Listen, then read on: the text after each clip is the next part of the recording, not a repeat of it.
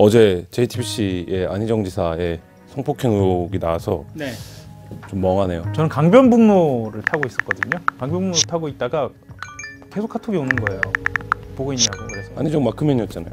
안희정 마크맨이었어요. 마크맨이었고 실은 이제 어제 제 폰에 있는 안희정 말하자면 캠프 때 사람들 연락을 좀 해보려고 했는데 뭐 연락은 안 되더라고요. 연락은 안 되고 좀 건너 뭐 이렇게 연락을 해보니 뭐 거기도 뭐 좀 다들 그러니까 비서진을 포함한 정무라인도 모두 다 사표를 제출하고 뭐 그런 상황인 것 같아요. 이건 뭐 사표의 문제가 아니고 형사처벌이죠. 형사처벌. 마침 저희가 충남도 인권조례를 했죠. 안희정 기사 얘기 나왔으니까 한번 할까요? 2012년도죠. 국가인권위가 헌법과 유엔 결의안, 그러니까 유엔의 권고에 따라서 각 지자체들의 이제 인권조례를 제정하라는 권고를 했습니다. 그래서 전국 이제 17개 광역 시도 중에 16곳에서 이제 인권조례를 제정을 했어요. 제정을 하지 못한 한 곳은 인천인데, 인천은 이제 그 시의회 구성비가 지금 이제 자유한국당 야당이 많아서 번번이 이제 좌절되는 상황이고, 나머지 이제 16곳은 인권 조례를 제정을 해서 뭐 인권 심의관이라든지 인권 보호관이라든지 이런 이제 행정 직제 안에 인권 관련된 직무를 담당하는 공무원을 두고 있고, 근데 이제 충남에서 광역 시도 중에선 처음으로 인권 조례 폐지안이 발의가 됐고, 그 폐지안이 지금 본회의를 통과를 한 상태입니다. 폐지 조례안은 결국 성적 지향과 성별 정체성에 대한 차별과 배제를 목적으로 발의되었고, 이는 헌법과 국내법 그리고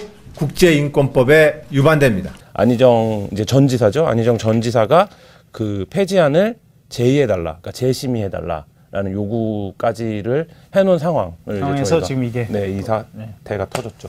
어떻게 보세요? 그러면 이제 어렵다고 봐야 하나요? 그러니까 이미 어렵다고 보는데요. 왜냐하면 그 도의회 비율이 그 40석 중에 30석이 자유한국당이고, 저희 취재에 따르면 그 자유한국당 충남도당 위원장이 이제 성일종 의원입니다. 성완종 의원, 고성완종 의원의 동생이죠. 근데 이제 이 성일종 의원이 국회 보건복지위에서 활동을 하는데, 동성애가 에이즈 확산을 시키는 주범이다, 이런 이제 인식을 강하게 갖고, 그런 이제 뭐 국감에서 질의도 하고 그런 포럼도 열고. 국장님, 여기에 보면 에이즈의 주 경로가 동성 간 접촉에 의해서 전파가 되고 있다, 이렇게 얘기를 하고 있습니다. 제일 많이 하는 오해 중에 하나가 이제 동성애가 에이즈를 확산시킨다라는 거고, 인권 조례가 동성애를 조장한다, 이런 건데, 그냥 결론부터 말씀드리면 에이즈와 동성애의 연관성은 사실 우리가 감기에 그러니까 공기를 마시면 감기에 걸릴 수도 있는 거잖아요. 뭐 그런 정도의 확률과 과학적으로는 비슷한 확률이고요. 보수들이 문제 삼고 있는 게 성적 지향에 따른 차별을 금지하는 규정들인데, 그건 사실 자유한국당 윤리규칙 20조에도 있는 내용입니다. 성적 지향 등을 이유로 당원을 차별하지 않는다. 그러니까 자유한국당조차도, 그런데 사실 이제 이 문제가 계속 논란이 되는 건 뭐 이번 기사에도 썼지만, 보수가 어떤 구심점, 그리고 이 전선을 어디다 쳐야 되는지를 사실 박근혜 탄핵 이후에 상당 부분 상실한 상태잖아요. 자유한국당의 지지율은 지금 10%대 정도인데, 교인들, 그러니까 교회를 다니시는 분들은 전체 인구의 한 25에서 30% 정도로 추산이 되고, 동성애 문제로 넘어오면 동성애를 합법화하는데 반대하는 의견이 한 45% 정도 되니까. 자유한국당의 원래 근본적인 근간을 뿌리를 두고 있는 그 내용에서는 사실 인권조례를 반대해서는 안 되는 건데, 전면적으로 붙었다라는 것은 그만큼 정치적인 수가 있었다는. 6월 달에 지방선거니까 3개월이 앞두고 있는 99일이네요, 오늘로. 그 앞두고 있는데, 거기서 어떤 전선을, 그러니까 이 세력을 규합하는 어떤 소재로서, 소시계로서 지금 이 동성애 문제를 쓰고 있는 상황이죠. 인권조례라는 어떤 아주 어렵게 달성한 민주주의의 한 단계를 역행하고 퇴행하게 만드는데 앞장서고 있지 않느냐라고. 충남도 인권조례 폐지는 결국엔 현실에 부합하지 않는 완고한 종교 원리를 신봉하는 일부 기독교인들의 어떤 독단적인 믿음이 자유한국당이라고 하는 공당, 보수정당을 움직여서 결국 인권보호라고 하는 우리가 합의하고 있는 대전제, 그러니까 헌법적 가치를 훼손한 사건이고, 이 사건을 주목해야 하는 이유 중에 하나는 아까 서두에 말씀드린 것처럼 전국적으로 지금 인권 조례들이 있는데 뭐 지금 다 폐지 움직임이 막 꿈틀대고 있어요. 뭐 부산의 해운대구라든지 충남 아산은 이제 부결되긴 했지만 아산이라든지 그리고 이제 안희정 지사 사건을 경유하면 민주당 소속의 광역자치단체들이 제정한 인권 조례가 상당히 그 도매금으로 공격받을 수도 있는 뭐 이런 상황입니다. 지난번에 댓글을 좀 읽었더니 반응들이 좀 있으셔서요. 80개가 넘네요. 예. 82개가 달렸습니다. 본인이 몇 개 됐었어요? 비밀입니다. 복수 계정으로 활동한다는 아이디가 말이 있어요. 5개가 있다는 얘기가 있는데. 멀티플. 그거 다들 그 정도 갖고 있지 않나요? 한 10여 개씩 갖고 있지 않나요? IP 추적당할까 봐. 댓글 사건 이런 거 취재하면 안 돼. 그 진짜로 일생을 살면서 포털 기사나 번도 유튜브나 댓글을 단 적이 한 번도 없어요. 아 그래요? 아이디를 막 5개씩 활용하시고. 매크로 돌리시는 것 같더라고요. 정재웅님, 오늘은 좀 늦게 올라왔네요. 엄청 기다렸어요. 아니 뭐 이런 거 있네요. 우리를 기다리는 사람도 있다. 네. 심지어 지금 방청 신청을 무려 3분이나 하셔갖고 이제 남은 자리가 2자리밖에 안 남았어요. 이번 주 제일 빨리 올라갔어요. 그리고 이번 주 제일 빨리 올라갔는데 맞아, 하루 먼저 올라갔는데. 그러니까 그 기다리신 게 아니네요. 그러면 이제. 많이는 안 기다리셨다. 뭐 그 안녕하세요 훅 놀라워요 뭐 이런 80개 중에 지금 칭찬을 못 찾고 있는 것 같아요. 본인이 쓴 거 읽으시면 되잖아요 지금. 아 지난번 댓글을 읽은 분의 반응도 있었어요. 그래요? 예. 오잉 맨 마지막에 내 댓글 읽어줬네 히힛 하오영 화이팅. 와, 이거 본인 아니야? 본인이네. 이건 본인. 이거 YJ가 본인 아니야? 그러니까 말하자면 제가 악플 달아놓고 읽은 다음에 제가 선불 달고. 그 YJ님 실존 인물인지 한번 확인. 네, 이번 주에도 좀 부탁드리겠습니다. 이번 그 문재인 대통령 지지자들에 대한 분석에 대한 이야기, 특히 20대에 대한 이야기가 많았어요. 20대가 특히 북한 문제에 대해서는 약간 보수적인 태도 아니냐라는 것에 대해서 일부 댓글은 그럴만하다, 특히 공정성 측면에서 그럴만하다는 분들도 계셨고, 다른 분들은 이 가치의 측면, 그러니까 평화나 통일에 대한 가치를 제대로 이해하지 못하고 있는 것 아니냐, 그리고 실제로 20대 이후에 느끼게 될 만한 여러 가지 이 사회 구조적인 문제들을 아직 경험해보지 못한 것 아니냐라는 그런 댓글들도 달렸어요. 정원봉 기자는 평소 20대라고 주장하시잖아요. 네, 제 20대죠. 뭐 어떠신가요? 약을 잘못 먹었고 감나무에서 떨어졌나? 감나무 혐오가 그 20대로서 말씀을 드리면 이게 약간 이제 악플 30개 예상됩니다. 드러나는 게 되게 좋은 것 같아요. 이제 사실 지금까지는 어떤 하나의 어떤 좀 박근혜, 뭐 이명박, 뭐 이런 이제 뭐 대립구도가 이제 되게 있었던 것 같은데, 그리고 이걸 위해서 어떤 모든 입장들이나 이런 것들이 환원되었던 과정인데, 새로운 정부 들어서고 이제 다시 이제 발산되는 과정인 거고, 이거는 사실 누군가 볼 때 진통이라고 얘기할 수 있지만 어떻게 보면 이 진통이 끝나면은 더 다양한 생각들이 우리가 함께 뭐 존재하고 있구나라는 걸 인식하고 그걸 조율하는 과정이 민주주의인 거잖아요. 우리가 일단 들어볼 기회가 많이 없었었는데 이제 들어볼 수 있었다. 저희 같은 20대 말들을. 그 댓글 중에 이제 그런 게 많은데, 한겨레나 한겨레 21이 문재인의 지지자들을 분열시키려고 한다. 20대와 문재인을 이간질시킬 그런 기획이나 의도는 전혀 아니고요. 그러니까 지금 정한봉 기자 얘기한 것처럼 문재인 정부가 한국 사회 민주주의의 어떤 수준이나 성과를 반드시 내야 하는 정부인데, 그 이전까지는 상정하지 않았던 어떤 문제들이 지금 등장하기 시작한 거고, 근데 저는 거기서 문재인 정부가 상당한 가능성과 잘할 거라고 생각하는 것 중에 하나가 역설적으로 평창올림픽 기간 중에 보낸 축전이에요. 근데 그게 생각하지 않으면 전혀 생각할 수 없는 문제예요. 이게 무슨 얘기냐면, 뭐 박근혜 정부 시절에 보냈던 축전과 비교하기도 했지만 그게 사실 뭐라고, 그냥 뭐 천편일률적으로 관성적으로 보내면 되는 거지라고 했는데, 그게 아니라 어쨌든 그 일을 담당하고 있는 누군가가 그 메시지를 보내는 거의 의미라든지 스토리라든지 서사를 굉장히 꼼꼼하게 고민을 해서 보내고, 그것들이 다시 사람들한테 받아들여지는 과정, 이런 것들이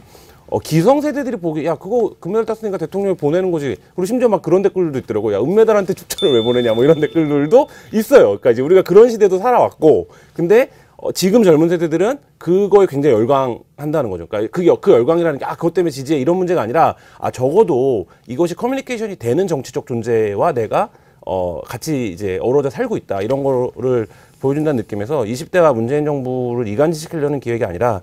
네, 문재인 정부가 더 많은 이해를 해야 하는 것이고, 그리고 그것이 충분히 가능성이 있고 지금 뭐 하고 있다, 이런 지금 김한 기자가 멘트가 준비된 멘트 같지 않나요, 느낌이? 네, 어제 준비된 멘트예요. 왜 준비된 멘트냐면 댓글 중에 김한 기자님 멘트 임팩트 있네요. 여성학을 제외한 모든 학문이 남성학이다 등. GMK님, 그랜드마더 김호환. 우리 엄마? 우리 엄마? 죄송합니다, GMK님. 예, 이렇게 하면 할머니. 할머니죠. 아, 그랜마더가 엄마인지 할머니인지도 모르는데 지금 나와서 떠들고 있네요. 오늘 아침에는 우리 애가 열대어가 영어로 뭐냐 물어보는데 열대어가 생각이 안 나더라고요. 무슨 피시겠죠. 그 중대한 것들을 뭐 해주는지 잘 모르겠는데 몇 숫자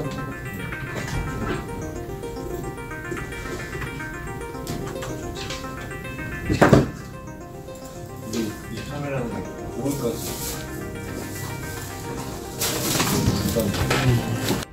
정한봉 기자가 쓴 기사를 주요하게 좀 다루었으면 좋겠다 라는 생각에서 사실 모셨는데, 제목은 삼성 웰스토리의 컴퓨터 사찰 이렇게 나왔는데 간단하게 좀 설명을 좀.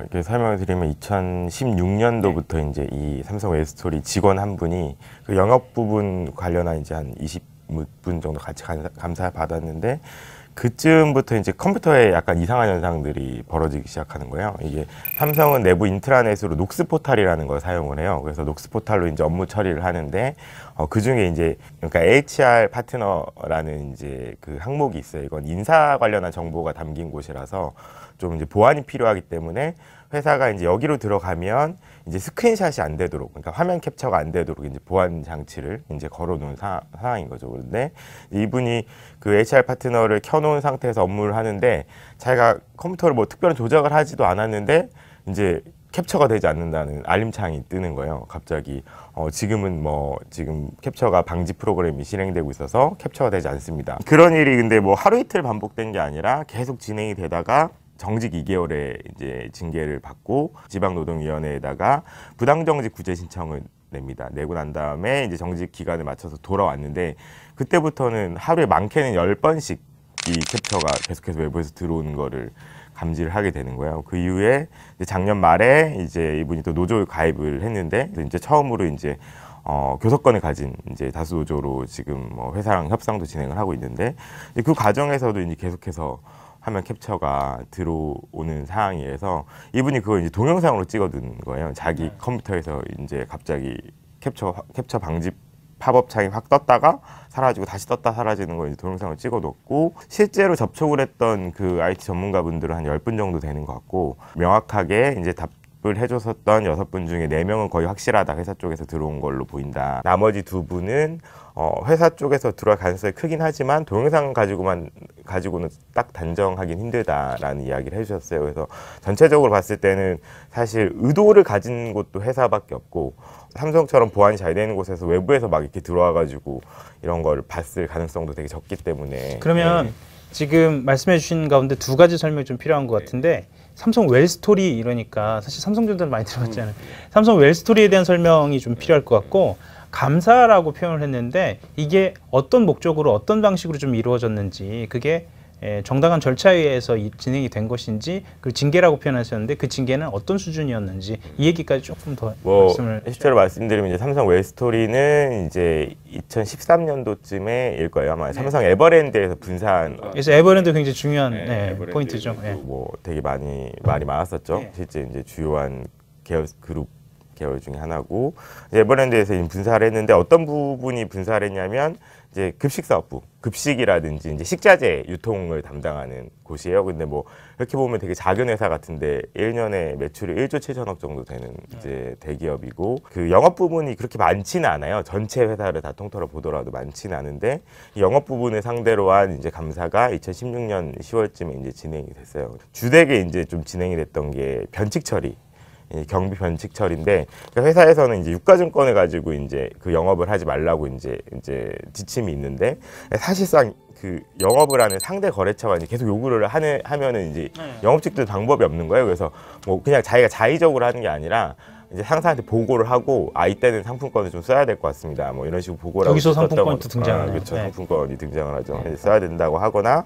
뭐 그런 이제 이유를 이제 처리했던 건 이제 나중에 갑자기 들어와서 이제 모두 다 변칙 처리다라고 이야기를 했는데, 그거는 실제로 크게 이제 그 문제는 안 됐어요. 그러니까 다 감사를 받았지만 징계까지 이어진 경우는 하나도 없었고 변칙 처리는 이제 앞으로 조심해라 이 수준으로 끝났고, 근데 이제 이 피해 당사자가 이제 그 문제가 됐던 건 폭행이었는데 이제 부하 직원을 상습적으로 폭행을 했다라는 이제 실제로 그것만 보면 굉장히 심각한 심각하죠. 예, 그렇게 보이죠. 예. 폭행이라는 건 사실 있으면 안 되는 일이니까. 그래서 이제 뭐 회사가 5명의 피해자를 이제 그 이제 징계에 올려가지고 넘어갔는데, 뭐 저도 이제 만약에 이게 그냥 단순히 폭행으로 감사를 정직 2개월이면 오히려 또 약한 징계 아닌가 뭐 이런 생각이 들었는데, 이후에 이제 이분이 그 피해자분이 이제 그 경기지방노동위원회에서 이제 그 부당정직 구제 신청을 했는데, 그 자리에서 그 피해자 5명 중에 최초로 제보했던, 감사 때 최초로 제보했던 분하고 제일 피해를 많이 받았다라고 얘기한 두 분은 회사에 나온 분이거든요.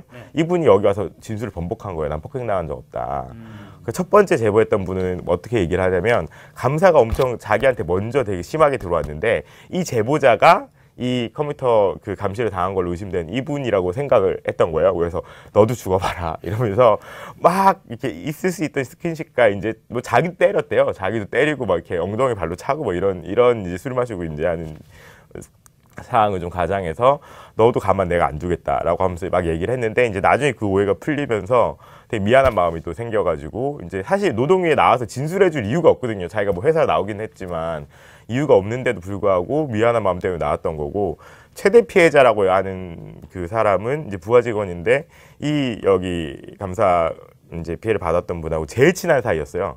제일 친한 사이인데 회사에서 이제 폭행 당했다 써라. 폭행이다 뭐 이러면서 막 쓰면은 이제 그 이거 너무 약하다고 데스킹을 보는 거예요. 그럼 다시 쓰라고 하고, 다시 그래서 좀 더 세게 쓰면은 다시 또 본 다음에 야 이 단어는 이렇게 고쳐 뭐 이런 식으로 또 데스킹을 하는 거예요. 그래서 4번 만에 이제 오케이를 받은 거죠. 실제로 제출을 상습적으로 하고 폭행한 걸로 했다. 되고. 그래서 엄청 때렸다. 근데 왜 뭐 이 이런 식으로 분을 한 거죠. 그런 식으로 해서라도 내보내려고 했을까요? 진짜 그거는 좀 약간 뭐 의문은 있어요. 예, 의문은 있는데, 삼성에서 인력을 보통 내보내는 경우는 어떤 방법이 있냐면, 그룹에서 뭐 흔히들 우리가 미래전략실이라고 얘기하는, 예전에 지금은 없어졌지만 미래전략실에서 이제 그룹 계열사 진단을 해요. 그 뒤에 이제 감사가 들어가는 이제 스토리인데, 사실 진단을 했는지 안 했는지는 잘 알려져 있지 않아요. 비밀스러운 일이라서. 근데 되게 이제 재밌는 게, 이 지금 저희가 보도한 이 분이 파트장도 하고 어느 정도 이제 나름 직책을 가졌었던, 그리고 되게 잘 나갔던 사람이에요.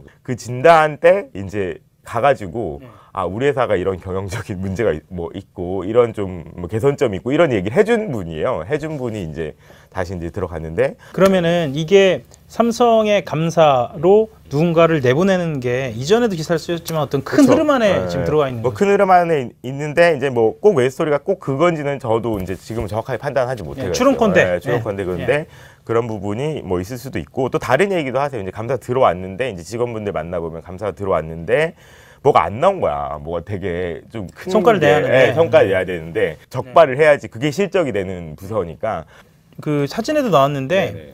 이 감사 이후에 공황장애 진단까지 받았던 네네, 그렇죠. 그 정황에 대해서 좀 그게 이제 감사가 한 열흘 정도 진행이 됐는데, 그 감사 끝나기 전에 너무 스트레스를 받은 거예요. 그래서 이분도 감사 과정에서 때렸다고 하는데 자기는 잘 기억은 안 나고, 나랑 되게 친한 애가 이런 얘기를 했다고 하는데 답답하고, 그런데 자기는 또 되게 회사에서 그냥 열심히 일하고 싶고, 왜냐면 청춘을 바쳤거든요. 그래서 뭐 스스로 얘기하고 이런 정말 실적을 많이 올려서 평가도 좋았다고, 이제 실적 평가는 좋았다고 얘기를 하는데, 그게 너무 스트레스 받다 보니까 결국에는 이제 병원에 찾아가시게 된 거죠. 그래서 거기서 이제 감사 도중에 공황장애 진단을 받고, 감사 끝나고 난 다음에 계속해서 이제 우울한 상태로 지내시다가 최근에는 거의 4종류 이상의 약을 먹어야지만 되는 상황이라서 병가를 내고 지금 좀 쉬고 계신 중입니다.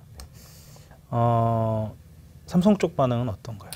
뭐 없다, 뭐 컴퓨터 들어볼 이유도 없고, 뭐 확인할 이유도 없다, 뭐 이렇게 얘기를 하고, 삼성의 실제, 감사는 정상적인 과정이었다라고 얘기를 하는데, 이게 되게 이제 저도 뭐 답답한 게, 이제 이번에 기사에도 썼지만 사실 삼성이 직원들을 뭐 사찰을 한다, 직원들을 미행하거나 도청한다, 이 얘기는 엄청 많이 퍼져 있어요, 사실. 그래서 삼성 직원들 만나면 아주 오래된 얘기죠. 아주 오래된 얘기예요. 근데 삼성 직원들을 만나면 다 휴대폰으로 뭔가 잘 안 하려고 하고, 자기가 뭔가 통화하는 것도 도청당하고 있다고 생각하고 좀 오히려 과도하지 않은가 뭐 이런 생각이 들 정도로 되게 그러시는데 실제로 그런 의혹이 있었던 거에 비하면 밝혀진 건 거의 없어요. 사실 실제로 2004년도에 그 삼성 SDI 노동자분들의 이제 전화기를 복제를 해서 누군가가 알 수 없는 누군가가 전화기를 복제해서 이제 위치 추적을 하는 게 드러났었어요. 그래서 고소를 했죠. 이분들이 20여 명 중에 한 10여 명이 이제 고소를 했는데 다음 해 2005년에 검찰 수사 결과를 발표했는데 누가 위치 추적을 한 거는 맞다. 누가 이 노동자들의 휴대폰을 복제한 건 맞다. 누군지 모르겠다. 이렇게 결론이 나왔어요. 근데 그때 사실 흐름이었나 봐요. 검찰 수사의 흐름이었어요. 그러니까 이게 뭔가 주인이 있고 이 회사의 주인이 있고 이 땅의 주인이 있는데 제3자다. 누군지 모르겠다라는 것처럼 그때도 마찬가지네요. 그러니까 이제 그 M모 분을 얘기하시는 것 같은데 그냥 그때도 사실 이게 이분들이 노조를 MB죠. M모가 아니라 이명박. 그러니까. 이명박. 노조를 결성하려고 하거나 준비했던 분들이거든요. 그래서 당연히 회사가 의심됐고 심지어 이제 그 이후에 이제 2008년도쯤에는 그 김용철 변호사, 이제 삼성 이제 구조본에서 일을 했던 김용철 변호사가 이제 그 전에 이제 폭로를 했었죠. 삼성 비자금 사건이라든지 뭐 떡값 검사 얘기를 폭로를 했는데 그분이 자기가 이제 삼성 SDI 사장한테 물어봤었다. 그렇죠. 진짜 미행한 거, 뭐 위치 조작한 거 맞냐? 그러니까 고개를 조용히 끄덕였다라고 이야기를 한 내용까지 인터뷰에 나왔고. 삼성 내부에서는 어떤 사람이 이 SDI 노동자를 위치 추적했는지까지 이름까지 제보를 받아서 확인을 하고 다시 검찰 수사를 의뢰를 했는데 이제 그래도 이제 수사 필요 없다 뭐 이렇게 끝났죠. 삼성 취재 경험이 저도 벌써 7년, 8년쯤인데요. 그때는 이제 삼성 SDI에서 노조를 처음으로 결성해 보려고 하던 분들을 제가 이제 말하자면 은밀하게 만나서 취재를 했는데 만나서 올라오는 날 꼭 전화가 한 통 와요. 잘 만나고 가셨냐고 홍보팀에서 기가 막혀요. 그러니까 물론 이제 그분들 중에 한 분이 친목의 차원에서 아니면은 이제 친분으로 홍보팀에 연락을 해주셨겠지만 근데 이게 좀 섬뜩섬뜩하긴 하거든요. 그 몰래 내려가면 고속터미널 앞에 마중 나온대요 인사팀이. 그렇죠. 오셨냐고. 네, 그런 경험도 있는데 그러고 나서 노조 결성은 실패했어요. 그러니까 실패기예요. 전 한 6개월 넘게 취재했었는데 결국은 실패했고 실무를 했던 분의 집도 찾아가 봤는데 이사 갔어요. 그리고 북경으로 발령났다고 하는데 본인들끼리는 뭐 몇 억을 받았네 뭐 그런 이야기들이 오갔습니다. 그래서 저는 이제 그 이후로 어떻게 보면은 또 다시 이제 뭐 좀 정황적으로라도 어떤 의심이 드는 상황이 벌어진 거고 사실 저도 사실 이것만 가지고 확정할 수 있을까봐 생각했는데 직접 통화도 하셨잖아요. 이제 전문가분들도 이제 그렇게 얘기를 하시더라고요. 그 전문가들은 일단은 경찰 쪽 수사기관 쪽에서는 이건 압수수색을 해야 할 수 있다. 하지만 쉽지 않을 거다. 그렇게 얘기를 하고 이제 실제로 해커 중에는 화이트 해커가 있는데 이제 그분 통해서 이거를 그대로 이제 이 사실을 알려주니까 이거는 뭐 더 말할 거 없이 하지만 높은 수준에서 이렇게 진행한 해킹은 아니고 쉽게 할 수 있는 그래서 가능성이 높은 그런 해킹인 것 같다. 그리고 삼성의 기술적 수준을 해서 본다면 이렇게 안 해도 되는데 굉장히 높은 수준에서 이렇게 표시 안 나게도 해도 되는데 이렇게 이 정도 수준에서 한 거 보면 전문적인 팀이 붙은 게 아니라 한번 누군가가 예를 들면 감사팀이나 인사팀에서 한번 해보자. 그거 가능할 것 같다라고 누군가의 조언을 했고 뭐 높은 수준이 아닌 기술적 수준에서 진행한 것 같다. 캡처가 안 되는데 계속해요. 뭐 그런 걸 보면은 이게 뭔가 왜 안 오지 뭐 이런 느낌이 있어요. 이게 딱 보면은 그래서 영상을 한번 보시면. 네. 그렇겠습니다. 삼성 웰스토리라고 하면 그냥 쓰는 것 같지만 삼성 기사는 모든 기자들이 넘어야 할 일종의 어떤 성역같이 좀 존재하고 있어서. 근데 저는 그 얘기도 이제 그만했으면 좋겠는 게 스트레이트에서 삼성 뭐 언론 유착하면서 뭐 지사적이고 되게 외로운 길 가는 것처럼. 근데 사실 안 그래요. 삼성 쓰면 되는데. 쓰면 되는데 그거를 막 너무 막 그런 삼성 기사를 쓰는 것의 어려움이나 그것이 외로운 길이고 지사적인 뭐 어떤 기사고 이러지 않고 그냥 삼성도 n분의 1로 쓰면 좀 외롭지 않나요? 늘 외로워요. 아니 근데 저는 이제 오히려 좀 이번 기사도 많이 읽혀졌으면 좋겠다. 그러니까 이게 사실 보도되는 거에 비해서 많이 안 읽히는 건 있긴 있는 것 같아요. 그래서 좀뭐 개인 페북에도 좀 올리고 그러세요. 페북에 올리죠. 네, 올리시고. 팬층이 별로 없어요. 네. 외로운 그래서 외로운. 그리고 저 개인적으로는 충남 인권조례를 비롯해서 지금 인권조례 상황은 계속 팔로우를 좀 네. 했으면 좋겠습니다. 지금 상황이 안 좋잖아요. 객관적인 상황이 안 좋은 건 안 좋은 거라고 하더라도 우리가 지켜야 할 건 또 지켜야 하기 않겠습니까? 인권조례는 뭐 이번 지방선거에서 상당한 쟁점이 될 가능성이 있기 때문에 왜냐하면 보수기독교들이 조직적으로 움직이고 있어서 그래서 계속 주목을 좀 해봐야 될 것 같습니다. 다음 주도 수고하십시다. 예, 감사합니다. 예, 공개방송 3월 19일 오후 5시. 오후 5시입니다. 오후 5시고요. 그리고 다음 주에 우리가 게스트를 확정해야 됩니다. 19일 날 모실 게스트를. 지금 게스트 한 분 신청이 있었죠? 네. 생각보다 난이도가 쉬운데요. 표창원, 이재명, 남경필, 김어준 한 방에 부를 수 있겠네요. 그러지 마세요. 4명 한 방에. 그러지 마세요. 그러다가 이제 나중에 이렇게 교통방송 가면 이렇게 김어준 빤 내리 있어요. 들고 와서.